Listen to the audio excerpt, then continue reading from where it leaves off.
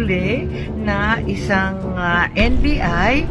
4 senators got tips 30 minutes ago while we were talking na umalis na dito kasi may mangyayari.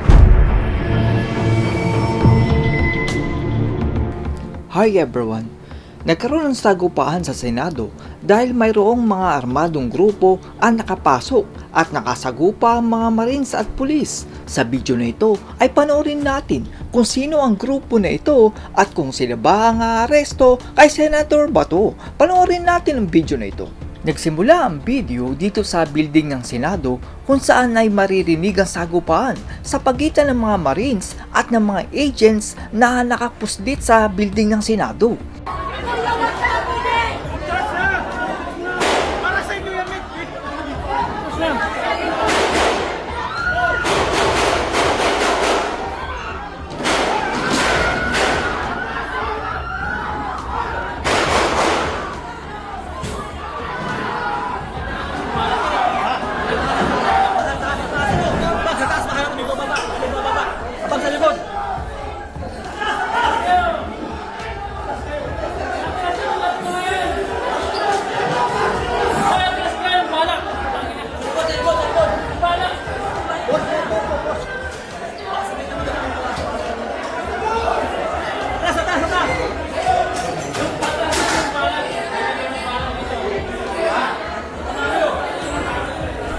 Dito ay makikitang nagsama na ang mga pulis at Marines at maririnig ang pagpapaputok ng kabilang grupo sa kanila.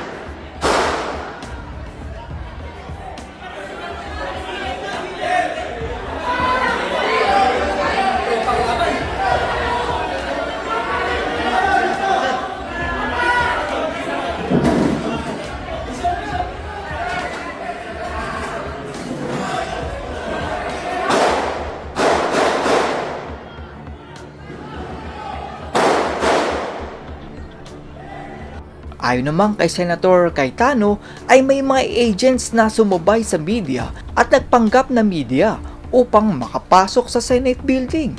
Papunta naman si Secretary Remulla upang tulungan ang mga senador at mga taong naipit sa bakbakan. This way, hindi po ako makalabas sa media because the report so far is that there were agents na sumabay sa media and claiming to be media. So there are now more than 200 sa labas, naka-barricade yung ibang doors. But I will use this medium. Sergeant at Arms, PNP, Marines, dadating si Sec Remulla, please escort them, please allow them in. Dadating po si Sec Remulla ng DILG with one of the PNP. It is not them attacking us. Allow them in, isa-secure daw ang building at tayo. But I just want everyone to know, ito pong grupo na nandito, we're not going to leave each other. We're not going to leave Senator Bato. May agreement na. We're still looking at the Supreme Court decision, but his legal remedies have not been exhausted. Sabi ng Supreme Court, binibigyan ng 3 days to comment. So we are relying on the law, relying on the Constitution. We are relying on the word of the NBI na hindi papasukin ang Senate na walang coordination. But again, nagkaputukan na po dito. We cannot let this pass. So, Osaa, I'm trying to call you. Papasukin nyo po si Secretary Remulla. He's here to help. Ayon dito sa direktor ng NBI, ay wala silang agent doon dahil sa agreement nila ni Senator Cayetano. Wala po. Wala kami. We are on stand down because that's the instruction. May agreement kami ni Senator Alan, hindi kami papasok. So, stand up muna yun. At the same time, under wala pong order from sa coordination po with all the agencies involved, hindi po kami mag-i-effect ng arrest.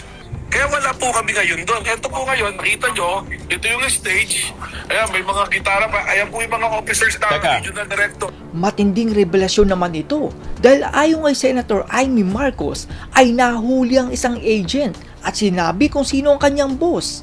Ang utos sa kanila ay lusubin ang Senado at dakipin sa Senator Bato kahit sino pa man ang masaktan. Nagkakagulo pa rin kami rito kasi ang balita may nahuli na isang NBI na CA, confidential agent, na binalikan yung kanyang tactical bag na siyang naiwan dito sa hagdan ng second floor kung saan nagmula yung pupukan.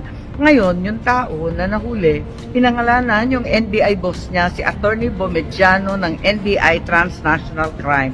Kung sino man siya daw yung nag-order sa kanila na lusubin yung Senado at takipin si Senator Bato. Ano man ang mangyari, sino man ang masaktan. Kaya eto nga, Attorney Bomediano, kung sino ka man, sana ipaliwanag mo kung paano ito nangyari na sinugod, linusob ang Senado at nagkaputukan sa amin dito sa mga senador ng ating republika. Hindi ito dapat nangyayari sa Pilipinas, higit sa lahat sa institusyon ng Senado. Dumating naman si Secretary Remulla at sinabing hindi warrant ang isi-serve kay Senator Bato at nandito siya upang siguraduhin ang kaligtasan ng lahat. To enter the building. Number 2, there are no casualties. None. No one was hit, no one is wounded, no one was killed.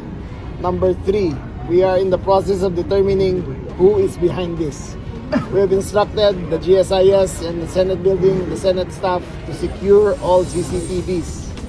Our mission here, the President sent me here, number 1, to secure the senators.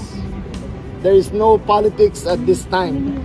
Nagtaka naman si Senator Cayetano kung bakit nagkaroon ng warning sa ibang senador na umuwi na noong gabi. So as you know, last Monday, nag-request po tayo ng PNP just to make sure na yung investigation natin with NBI, that there will be no untoward incidents. So at around 6:45, 7 o'clock, some senators got warnings na umuwi na. At nagtataka kami what that meant. So sabi ko, please don't believe that because the last thing anyone wants is yung gulo. Ayon naman kay Senator Cayetano, ay nakatanggap ng tip ang ibang senador na umalis na dahil may mangyayari. At nagtaka naman si Senator Cayetano kung bakit umalis nga sila samantalang tatanggapin nila ang articles of impeachment kay BP Sara. 4 senators got tips 30 minutes ago while we were talking na umalis na dito kasi may mangyayari. So, yung isa kapwa senador, yung iba kung sino-sino nagsabi. So, the emotions are high here because bakit kami paalisin? We're waiting for the articles of impeachment and we're having a meeting. Nasabi lang dadating na. At yan po ang kaganapan kahit ating gabi na dito sa Senado.